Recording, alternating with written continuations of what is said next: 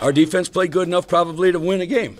We just didn't do it on offense, and I think that's it. Joe Glenn sums up what proved to be a disappointing day in Cedar Falls. How's everybody doing? I'm Jay Elson, and this is Coyote Corner.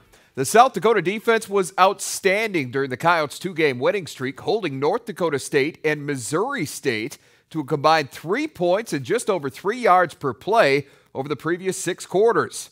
They weren't quite that good against 18th-ranked Northern Iowa on Saturday, but as Coach Glenn mentioned, they were certainly good enough. Unfortunately, the offense, which had been pretty good itself over the previous 2 games, spent most of the day running in place against a stout Panthers defense. Let's show you how it all went down at the Unidome. South Dakota built some momentum early on offense behind Brant Van Rukel. 3rd and long, Sager hits his sophomore wideout over the middle for 23 yards. That got the drive started, and Van Rukel would end it as well. 10 plays later, Sager looking his way again, and he hauls it in for a 23-yard touchdown. Van Rukel finished with 6 catches for a career-high 89 yards, and that score, 7-0 Coyotes after 1. UNI would get its offense going in the second. Aaron Bailey finds his tight end, Braden Lehman, wide open. That's a 14-yard touchdown, and we're square at 7 apiece. Not for long, though. Next Panthers possession, Bailey again, this time to Cody McCoy.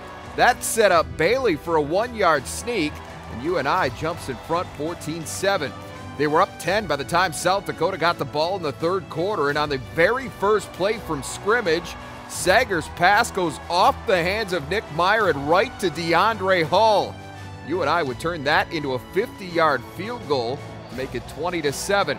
South Dakota appeared to answer on its ensuing possession. Sager buys some time, heaves it deep. Van Rukel makes the catch at midfield and cruises into the end zone. It looked like a 79-yard touchdown, but hold on. Sager over the line of scrimmage, so it gets taken off the board. Now the defense would keep the Yotes in the game the rest of the way. Andrew Van Ginkel with another big day. He drops Bailey for his 2nd sack of the game, his 8th of the season. And later it's Colin Mertlich. That's his 1st career sack. He also forced both UNI fumbles, but it wasn't enough. South Dakota's 2-game winning streak comes to an end with a 20-7 loss. The Coyotes mustering just 187 yards of total offense and 81 over the final 3 quarters.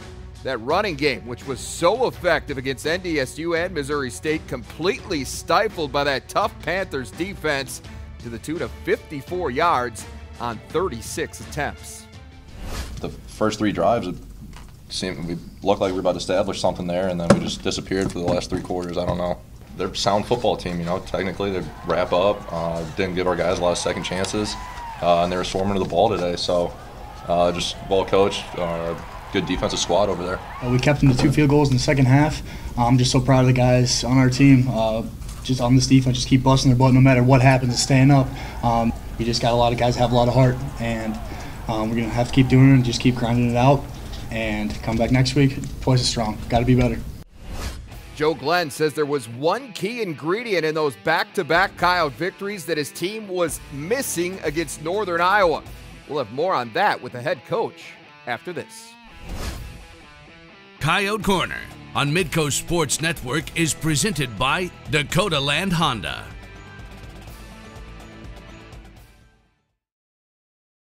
And welcome back to Coyote Corner, joined now at the Dakota Dome by head coach of the Coyotes, Joe Glenn. And Joe, early on Saturday against Northern Iowa, looked like it might be another really good day. I mean, the first quarter, all Coyotes. You held the ball for almost 11 minutes. You outgained UNI 106-44. Did it feel at that point like the plan was working about as well as you could have hoped? Absolutely. And that's kind of our MO the last couple games against North Dakota State and Missouri State, that we had ball control.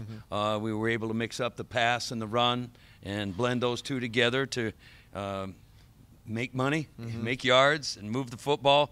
And then suddenly, after one quarter, we went to the well and there was nothing there. Yeah, I mean, well, you had to figure UNI was going to make some adjustments, and whatever they did worked very well for them. They didn't give up much at all the rest of the way, just 81 total yards over the last 3 quarters for you.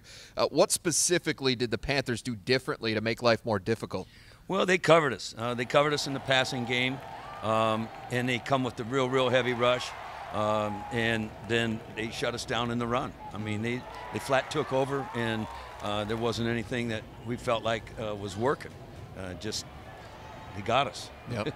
Well, I mean, on the other side, your defense, I thought, played pretty good too. 5 sacks, 11 tackles for loss. You forced 2 more turnovers. Most days, that's probably good enough to win you a football game. Yeah, close. And we thought we played really well defensively. Kean Loggy was special. He always is. I think this time he had 10 tackles. That's a day's work right there. And yep. Kean he's right in the middle of it for us, and he's our bell cow. He's our leader. So hats off to Kean. He played a great game. Andrew Van Ginkel, 2 more sacks. Wow. Colin Mertlick getting into it. His first career sack, forced 2 fumbles as well. Well, you know, they had 3 fumbles on the season. And so to get the ball loose from them, that's quite a deal.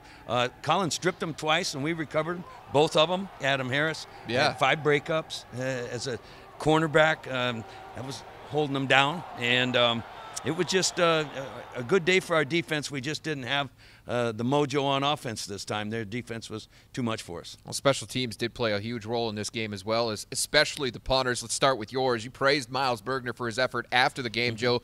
His 46-yard average on Saturday made life much easier on the defense than it could have been. Yeah, he's really grooving. I mean, he's been hitting like that now for quite a while, and it's just a weapon that you just really appreciate. But unfortunately, Cooter for the other team, this guy, he hit some rockets, and in the fourth quarter when we really needed to get some field position and get some things going for a comeback, he pinned us down on the 1-yard line with about a 60-yard punt, and then he pinned us down on the 3-yard line, I think with the 63-yard punt, and he was extraordinary. I mean, and that changes the way you're attempting to call a series. I mean, I know you probably would have preferred to throw it, but you almost couldn't afford to do it because you were so close to your own end zone. Yeah, it just it took the game, took your play calling away from you. You got to fight your way out of there and fight to get your field position back, and our best way was through our punter. Well, there was one really good story to come out of Saturday, Joe, and that is the fact that Sam McLaren was reunited with the football team for the first time since his injury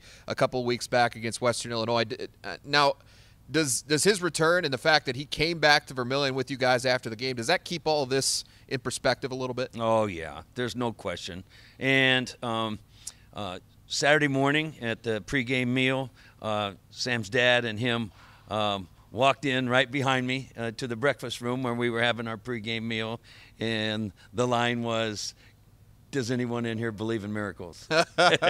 They all jumped up and started screaming and hugging Sam, and thank God he has his mobility, and he's ready to go back to school. He's got some work to do a little bit with rehab, but it's all coming back to him. And the last time I'd seen him before Saturday morning was laying on that field, unable to move the whole right side of his body. So thank God.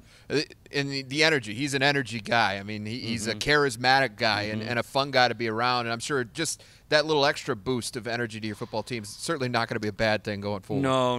And he's always got a big smile and a big hug for you. And he'll be great helping us out. And hats off to Sam McLaren. And we're really glad to have him back from the hospital and rehab and back in school. Absolutely. All right. Well, thanks again for your time this week, Joe. We're going to have more from Coach Glenn coming up in a bit, but first, Andre Field's going to stop by to help us close the book on Northern Iowa. We're going to talk about Saturday's storylines when we come back. Coyote Corner on Midcoast Sports Network is presented by Dakota Land Honda. Well, win or lose, you've got to move on, and with that in mind, it's time to close the book on Northern Iowa. Here to help us with that is Midco SN analyst Andre Fields. Andre, time for Saturday's storylines. There's not much question that the biggest reason for South Dakota coming out on the short end of this one was the lack of offense. After a strong first quarter, the Coyotes completely stalled out against that salty UNI defense, just 81 total yards over the final 3 quarters. I'm not sure you could even call that one-dimensional, Andre, because they couldn't get much of anything going. Yeah, and unfortunately, it's the same dimension in a few of our losses here.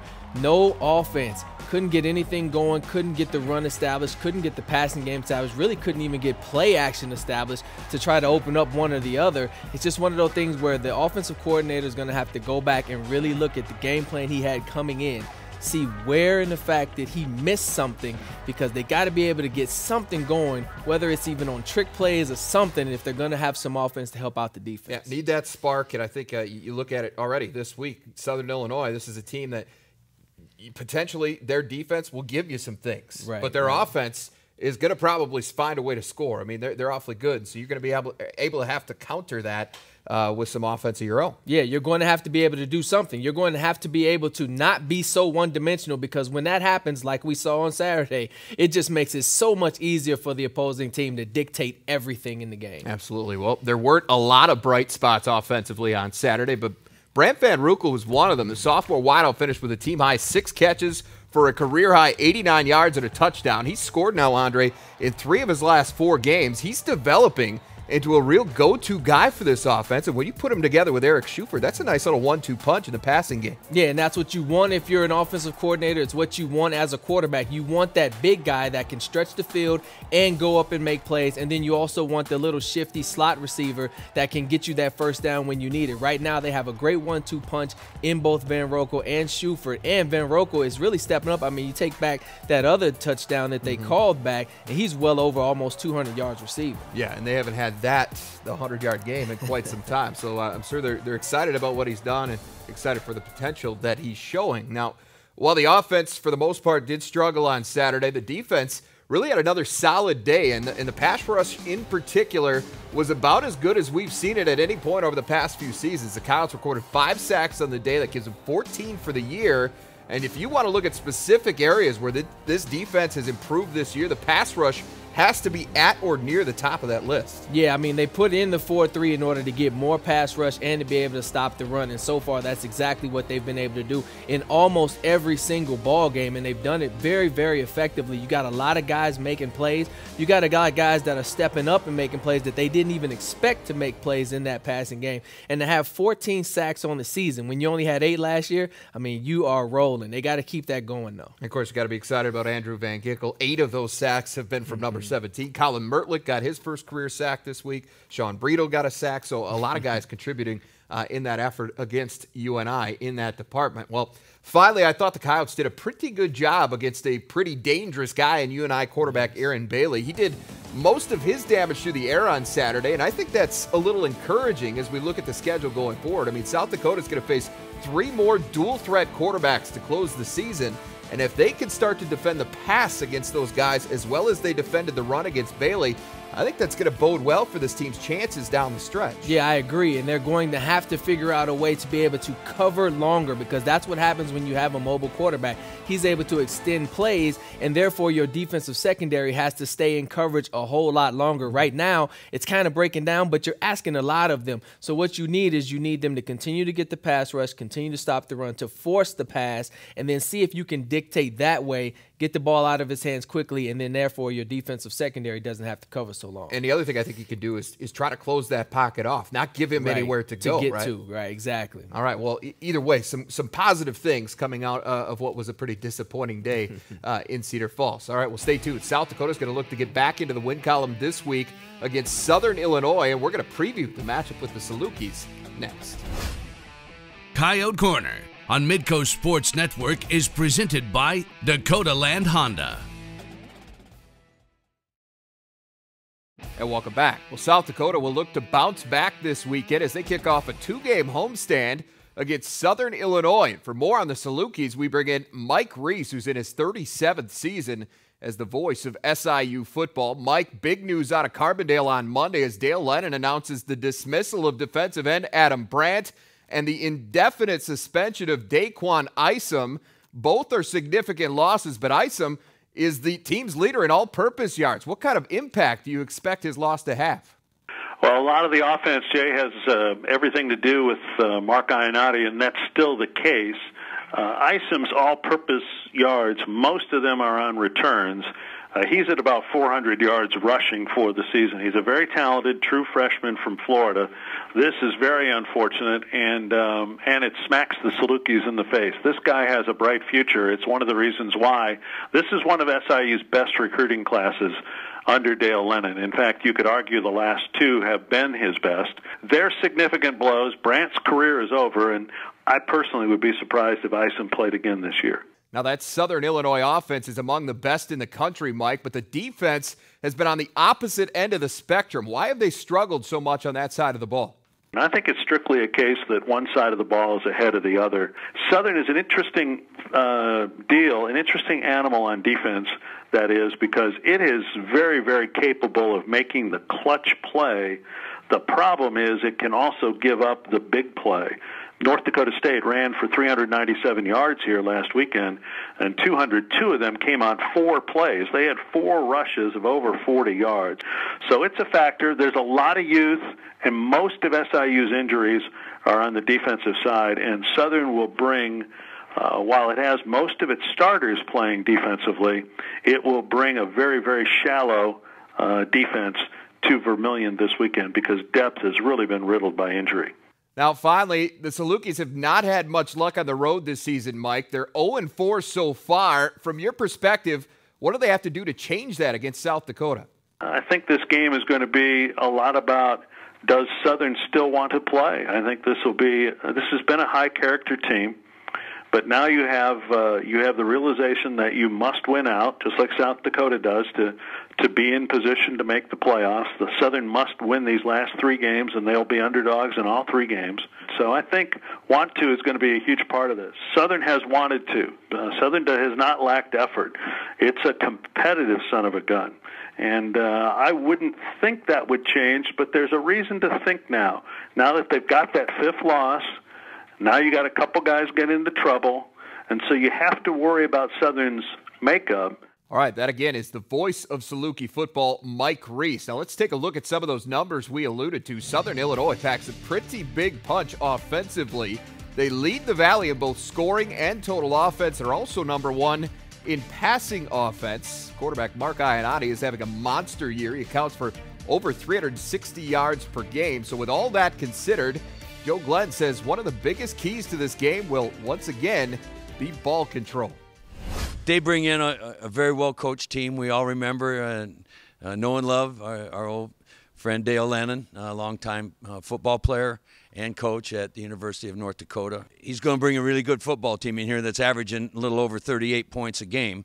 Their defense, I think they're giving up 32 points a game. So we're not used to scoring at that clip right now, but hopefully we can keep their offense off the field and try and keep the game in our court a little bit more.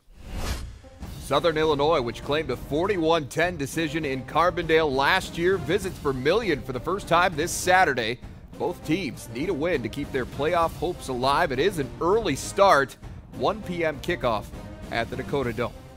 The women's cross-country team celebrates another conference title, while the soccer team earns its first ever trip to the Summit League tournament. We'll explain how those happened after this.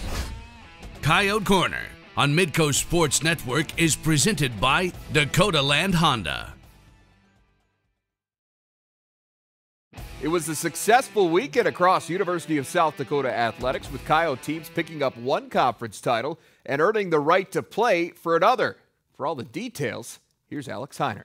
Thanks, Jay. Well, the Coyote women's cross-country team entered Saturday's Summit League conference meet in Brookings as the favorites and as defending champions, having won a title a year ago in Fargo. But even with that added pressure and with a strong group of teams set to challenge, the Yotes were able to fend off all comers to retain their title. The women successfully defending their cross-country crown by placing 5 runners in the top 13, including a 2nd straight runner-up finish from Amber Eichhorn, a 4th place result from Kelsey Barrett, and an 8th place finish from Katie Wetstein. The Yotes beat out South Dakota State for the win by 8 points, with head coach Dan Fitzsimmons selected as the conference's Coach of the Year for the 2nd season running. When you have the target on your back, last year we didn't have the target. We knew we were really good. We knew we could win. We knew it all year. We knew it coming into the season, but no one else knew it. But this time there was no secret, so every time we saw someone, we felt like they were giving us their best effort. And for those seniors, I just sent them a text this morning. I said, good morning. Hey, by the way, we're still conference champions. And one of the seniors replied, and I'll always be a conference champion because that was my last one. So that's what's really special. On the men's side, Mubarak Musa finished 4th and Isaac Allen placed 11th to help lead the team to a 4th place finish behind IUPUI, South Dakota State, and North Dakota State, the same slot the men were chosen to finish in the preseason poll. To soccer now, where the South Dakota women had a chance Sunday to earn a spot in the Summit League Conference Tournament for the first time in school history. They needed to get a result on the road against Fort Wayne to secure a place in the 14 championships, and the Yotes would do just that. 2 first-half goals from junior Corey Strang proved the difference as USD beat the Dons 2-0 to lock down the 4 seed and set up a date with #1 North Dakota State in the Summit semifinals. We've been talking about getting to the conference tournament for 6 years. Okay, now we're here. Now what? You know, and for me, we've got to figure out how to win the battle of ourselves and getting the right energy, getting the quality of soccer, because if we can't bring that ourselves, you know, we have no chance of winning in this tournament with the quality of the team that we're going to be playing against. So we need to figure that out for ourselves and find a way to bring our A game and play together as a team, which when we do that well, you know, we found a way to win. The Yotes will take on the Bison in the second semifinal at 6 p.m. at Fishback Soccer Park in Brookings. USD, remember, lost to NDSU 1-0 in double overtime in Fargo in the team's only meeting earlier this season. The winner of that one will take on the Oral Roberts SCSU winner on Saturday at noon for a spot in the NCAA College Cup, Jay. Yeah, exciting stuff. Congratulations to both of those programs. That is our time for this week. For Alex Heinert, I'm Jay Elson. Once again, Coyote football hosting Southern Illinois on Saturday. We'll be back here to break it all down for you next Tuesday night on another episode of Coyote Corner.